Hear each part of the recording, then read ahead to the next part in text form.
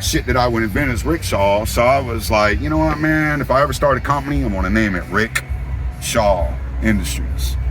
And if I ever put out a product like this one here under RickShaw Industries, it will be high quality.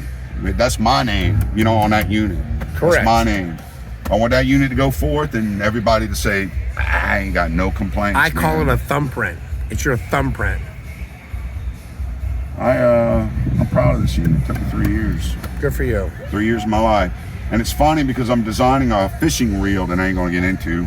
I'm designing a fishing reel and my machining skills reached a point where they weren't good enough to go forth. So I was like, I got this other idea in my head of building a better hookah, and I got carried the fuck away. You know what I mean? I just couldn't help myself. I got carried away. Kept redesigning and redesigning and redesigning.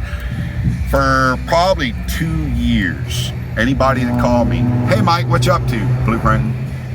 What are you doing? Working or blueprinting? You know what I mean? Sitting in front of my computer, blueprinting it. You've told me this for 3 years.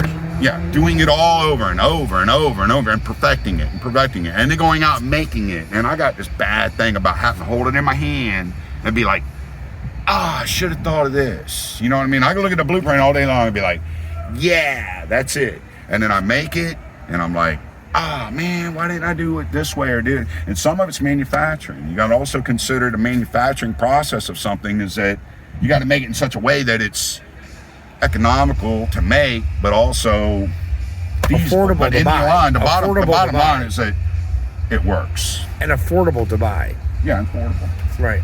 Well, 3,600 is top billing, man. You want a hookah, this is top line as far as price goes. Now, you have to make up your own mind whether it's top line to be, you know, worth the money. As a mechanic, I designed this to be as easily maintenanceable as possible. But you have parts in there that, as far as I'm concerned, I think 10 years from now, the only thing you're going to replace is the bearings.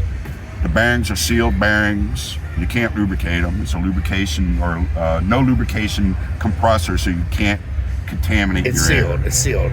And that's something else. Check this out. My compressor has something that all the others don't. And it always bothered me that the other compressors didn't have it. And that is a grease guard, because anybody that knows, and those that don't will have to take our words for it, that a sealed bearing eventually ends up dry. Right. Grease don't disappear. It gets slung out. Right, it dries out. Washed out. Yep.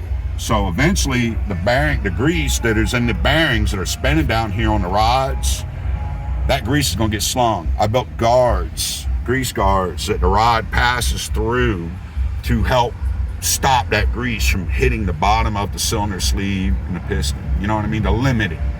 It ain't gonna stop it altogether because you still got a slot that the rod's got to pass through, but it's gonna be, I would guess, 60 to 75% less grease slinging to the bottom of your piston. All the other units are slinging grease to the bottom of their piston, and it ain't a problem. It just ain't a problem. Otherwise, they wouldn't say it's a legal unit to dive on. Now, Mike, I don't know if you know this, and I'm recording you right now.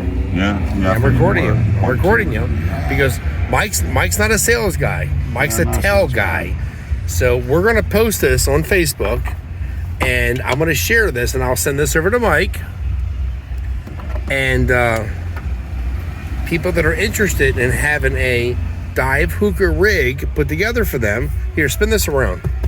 Spin this, Mike. Show them the front of the motor. Brand new Honda motor. Y'all know Honda's There you good. go. Brand new Honda motor.